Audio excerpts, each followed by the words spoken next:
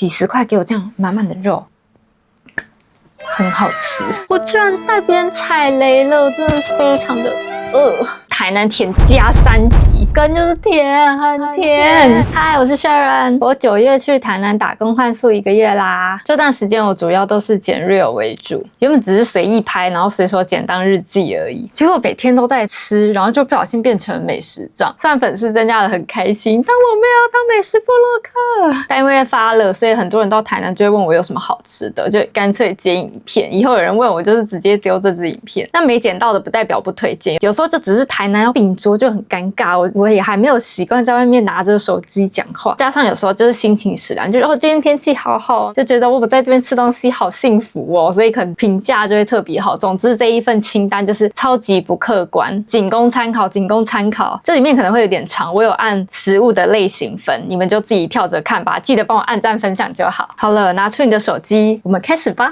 首先到热情的台南，手上一定要来杯饮料吧。这次有挖到很多特色饮品哦。第一个当然是观光客必买的双生啦，我以前来也是每次都喝，这一次第一杯也是双生。虽然大家说就是绿豆沙牛奶，但我真的觉得它的浓度喝起来就是很刚好。那如果你不想排队的话呢，可以去夏利克，它的选项就不是只有绿豆沙，还有很多什么花生有的没的。如果你的旅伴不喝绿豆沙牛的话，也可以有其他的选择。再来就是我的爱万茶川，自从朋友分享给我以后，我就连续喝了几天，然后后续有朋友再来，我就是每一个人都把他们送去万茶川，而且连不爱喝抹茶的人都爱上。我真的没有喝过这么好喝的抹茶就有一些抹茶，如果你想要微糖的话，它就会开始有一个苦涩味，但他们家就是没有，我不知道为什么，是很纯正的日本茶。再来是我单纯路过，然后被它的大片植物墙吸引，发现它的招牌是葡萄清茶，觉得很特别，就试试看。它的水果都是现打的，在等的时候，它店内可以吹冷气，有一些免费的台湾贴纸可以拿。再来，如果你是在戒奶的话，可以尝试这一家牙记，它是椰奶系列的，很特别。那我朋友一讲，我才发现哦，牙记就是椰子的台语啊。它的价格稍微高一点点，但反正就尝试看看嘛。我就点了龙眼桂花椰奶，它的甜度跟冰量是固定的，但调得很刚好，很香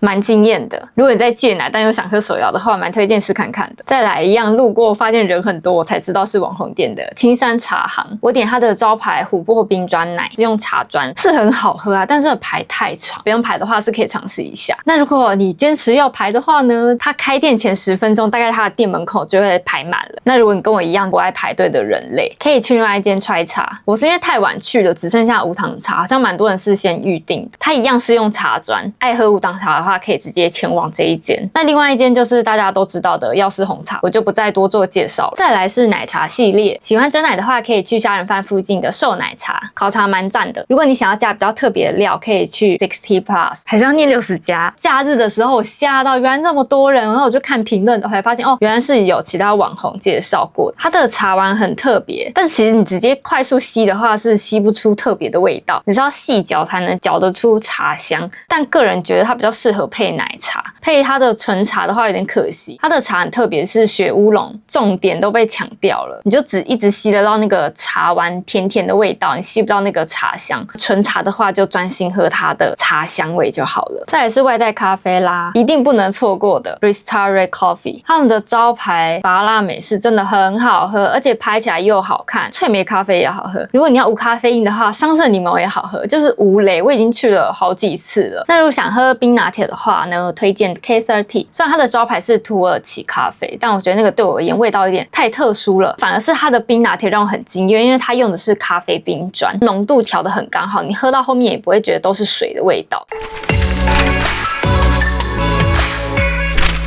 买完手摇，接下来就是要喝牛肉汤。其实我没有疯狂的喝牛肉汤啦，我都是留到朋友来的时候，我再每一次去尝试不一样的店家。我之前来的时候最爱的是阿汤，不过他最近好像搬家了，我就不知道他搬家后变成怎么样子了。这一次最爱的是西罗店，他会有店员端着一小罐辣椒酱问你要不要加辣，我们就说哦微辣就好了。结果他的微辣就这样，他只装了这么一小匙给我们，所以你不要跟我们一样讲微辣。你就讲要我要加辣就好了。然后友爱牛肉汤也蛮特别的，它的汤是有加洋葱，所以它的汤会偏甜，不是那种死甜，就是洋葱的鲜甜。店家会教你怎么配那个酱料，印象中是一半酱油膏跟一半豆瓣酱吧。然后一定要配猪油拌饭，它是半熟蛋放在上面。6000是好吃，但它太早起，2点呢，谁2点再起来排队啊？救命哦！阿财的话，营业时间很友善，他在市区有一间有冷气的店面，不知道要去哪一间的时候可以去阿财，就是一个安全牌。然后我滑碎的时候有看到一些推荐，其中一间美鲜，它的汤牛味比较重，就看个人喜好。我听说它的炒饭也好吃，但是因为在台南真的吃太饱了，所以我没有吃到饭。炖牛肉汤的话呢，肉偏硬一点点，但它的肉烧饭是免费吃到饱的，而且是好吃的，老板也超级热情。最后，如果你的旅伴不能吃牛，但又好奇牛肉汤是什么样味道，可以推荐他去无名羊肉汤。我点清炖的，我觉得它汤底就跟牛肉汤很像，配的酱料也都一样，就只是肉的口感不一样而已。那如果是怕羊骚味的话，也不用担心，因为它的羊肉真的没有羊骚味。还有很多间，然后营业时间有太特殊，像有的牛肉汤如果在半夜开的话，我独旅还是不敢半夜在外面乱晃啦，就有点可惜。还有很多间，我就是以后再吃看看咯。接着是台南各项传统小吃，这是我在帮朋友安排行程的时候列的 checklist， 看他们哪一项还没有吃到。时间关系，我就挑几间让我印象深刻的店家。皇家蛙柜，我没有吃他的蛙柜，但他的骨肉汤很强欸，到底谁这样子几十块，然后满满的肉啊？虽然那时候骨肉好像卖完，所以他有帮我换成别的肉，但就是一直在吃的感觉。台北喝过一碗60元的4神汤，然后料就几粒而已，连那些艺人啊帘子就是低俗到不行，然后他现在几十块给我这样，而且在美术馆附近耶，你们钱怎么赚啊？肉燥饭的话，有一间阿龙香肠熟肉，听说他的肉燥饭很强，但我去的时候只有吃到他的小菜。然后阿明猪心冬粉真的好喜欢哦，但重点是不要点它的腰，整个汤腥味很重。那我居然带别人踩雷了，真的是非常的就记住腰子不要点。它的猪心冬粉就好。鱼面的话，我觉得很特别，但很难抢，一开门就去吃。我觉得可以至少吃一次知道味道，因为它的口感真的非常的特殊。鱼浆做成面，所以会介在面跟就是脆脆的东西之间。可是这个是在北部就是吃不到的东西，一定要吃看看。不管喜不喜欢，请尝试好吗？接着是锅烧意面，我有吃到米其林必比登推荐的，但那个就是太精致了。我们就是要去吃台南甜很传统的锅烧意面啊。除了很多人的纯鲜坊以外，友爱牛肉汤隔壁的那个水仙宫锅烧意面也很好吃。然后意面的话，我觉得要点干的，小肚是我宵夜不知道吃什么时候会去吃的，然后会有一些卤味。然后榕树下的话，它的卤味切得很细很特别，但真的太干，我外带的时候它完全没有酱我有点吃不太习惯，但是它的干意面很好吃。接着就是鳝鱼意面，我也不太敢吃鳝鱼，我主要是去吃有花枝意面的店家，品味是民宿老板推荐给我的，就蛮好吃的，它的炒饭也是好吃的。晋福的话是计程车司机还有台南当地朋友推荐给我的，不过就是要排很久。城边的话也是要排队，但要注意它有分勾芡跟不勾芡的，就是干炒鳝鱼意面，请点不勾芡的。干炒鳝鱼意面是台南甜，但勾芡就是台南甜加3级，好甜哦！我真的吓歪了，因为花枝的就没有干炒，它就只有勾芡的。我至今只记得那个甜味耶，好甜哦！浮水鱼羹，开始想说浮水鱼羹是什么东西，后来才知道哦，原来它是因为浮在水面上的虱目鱼羹，所以叫浮水鱼羹。但它吃起来鱼味会偏重，然后偏甜。对，就是甜加有根就是甜，很甜。再来是冰的部分，就他们的水果店一定要点他们的有日式布丁的水果冰，还有番茄加酱油。每一间的调味好像都不太一样。我那时候吃到的是酱油加姜，朋友说可以把那个姜请老板换成梅粉，会更好吃。那如果你吃不惯传统早餐的话，分享给你一些其他的早餐类型。首先有爱早餐也是我的爱，然后罗 PD 他们好像也有去吧，我后来才知道的。它的吐司真的好好吃哦！发 real 以后就有网友推荐说烧肉蛋再加上花生酱，我怎么没有想到，好喜欢哦。然后阿嬷炭烤吐司，我是不小心廉价的时候去排，是好吃，但就是炭烤吐司，它不会超过那个想象之外。摊位是这样正方形，可能煮的地方在这边，所以如果排队队伍这样子拐弯的话，就不要排了，就顶多排到这边的时候，可能还可以试试看，就真的不要排太久了。然后吐司早餐店，我原本要去别间店，然后意外路过发现人好多哦，然后他们的品相也很特别，有皮蛋菜包蛋饼。我就想吃看看，就听起来很特别的，就想要吃看看啊。店内也是舒服干净的，重点是有冷气，在台南要找到有冷气的店家真的很难。再来是幸福锅贴，我觉得早餐可以吃到这个蛮神奇的。煎饼真的是饱到不行，为什么会这么大？记得加蔬菜，它锅贴也煎到酥酥脆脆的，很赞耶，可以只点一个哦。在台南真的很幸福，每天都可以用这些美食开启美好的一天。接下来是我觉得很好吃，只是我不知道怎么分类的店家。首先，火星创意异国料理，它只有8个座位，记得预约。然后立吞寿司，它一样在友爱市场，它 Google 的营业时间就是假的，就是你要去了才知道它有没有开。反正没开的话，附近我刚刚讲的友爱牛肉汤啊、国小意面啊、友爱早餐啊、小杜都在附近，所以你不用怕它没开。然后博仁堂的话，就是很适合带长辈，它就是鸡汤系列啦。还有白鹿拉面，我之前去的时候是遇到它5周年的活动，所以排很久啦。正常的话，应该排一下下就可以进去吃了。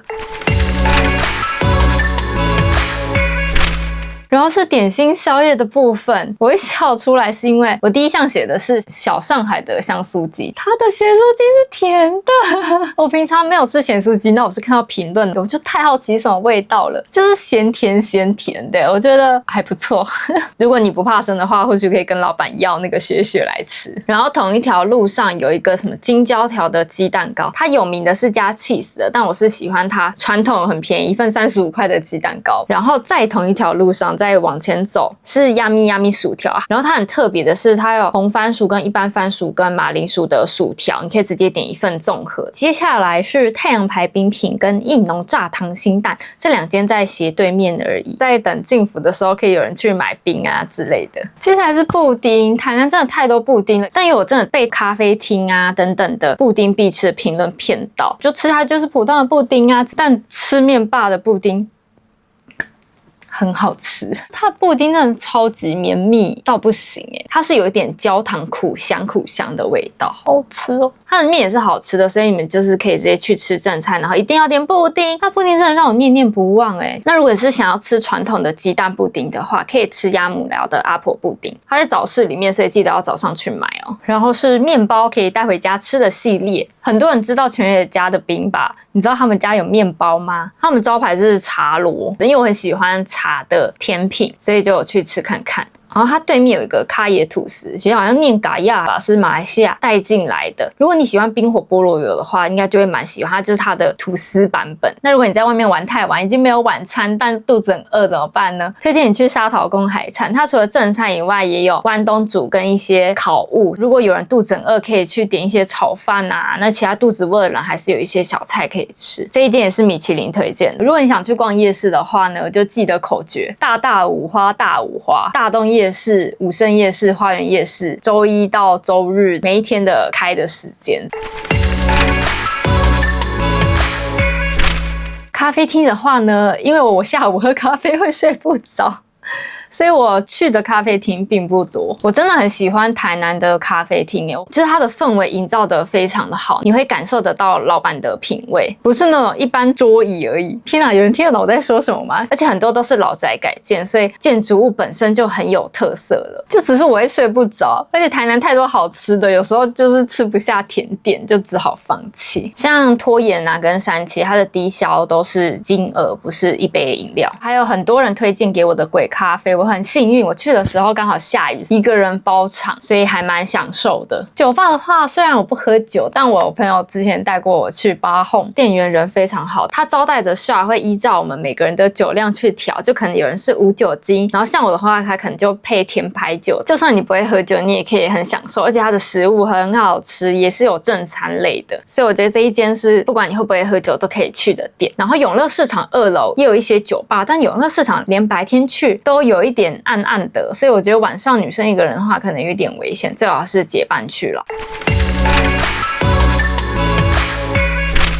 时间因素逛的店家跟景点，就请大家去 Real 看吧。喜欢的话记得帮我按爱心，然后分享给你的朋友，叫他带你们去吃吧。